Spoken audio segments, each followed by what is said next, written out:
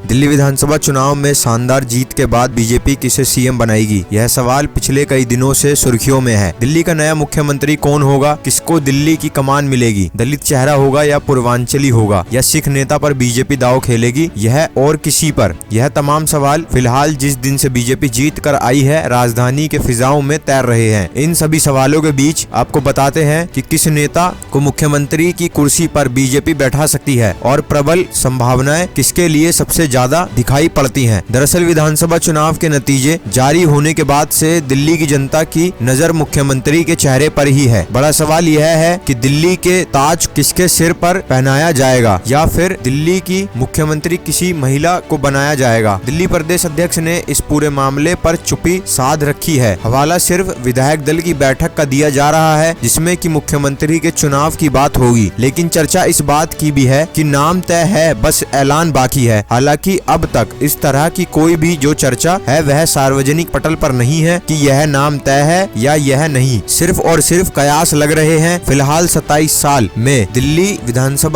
विधानसभा चुनाव में जो ट्रेंड देखने को मिला है कि नई दिल्ली विधानसभा सीट जो भी जीता है वह मुख्यमंत्री बनता है। कांग्रेस के शासनकाल में नई दिल्ली विधानसभा सीट जीतने वाली शीला दीक्षित थी, जो कि 3 बार मुख्यमंत्री बनी। इस सीट पर शीला दीक्षित को करारी हार दिखाई थी अरविंद केजरीवाल ने, शिकस्त दी थी अरविंद केजरीवाल ने, और वह भी 3 बार मुख्यमंत्री बने। यदि यह परंपरा, यह पैटर्न, यह ट्रेंड फॉलो होगा तो सबसे मजबूत दावेदारी तो परवेश वर्मा की ही दिखती है। परवेश वर्मा आम आदमी पार्टी के राष्ट्रीय संयोजक और पूर्व मुख्यमंत्री अरविंद केजरीवाल को हराने वाले एकमात्र नेता हैं और विधानसभा भी पहुंचते हैं। दिल्ली के पूर्व मुख्यमंत्री साहिब सिंह वर्मा के बेटे, वह जाट समुदाय से आते हैं। इनके चेहरे पर दिल्ली नहीं यूपी, हरियाणा और राजस्थान में भी पार्टी को फायदा मिल सकता है, इसलिए यह एक प्रबल दावेदार है। हालांकि अगर आप पिछले कई दिनों से देखिए तो जो एक सिख कम्युनिटी को लेकर कांग्रेस और आम आदमी पार्टी बीजेपी को घेरने की कोशिश हमेशा से कर रही थी, पंजाब के चुनाव से लेकर पिछले समय तक, अब ऐसा लगता है कि हो सकता है सत्ता में बीजेपी एक बड़ा मैसेज देने की कोशिश करे और किसी इस कम्युनिटी के व्यक्ति को मुख्यमंत्री बनाए। और एक जो कनेक्शन की बात हो रही थी, एक जो कनेक्ट और टच की बात हो रही थी पंजाबी समुदाय से, उसको शायद बीजेपी थोड़ा मजबूत कर पाए।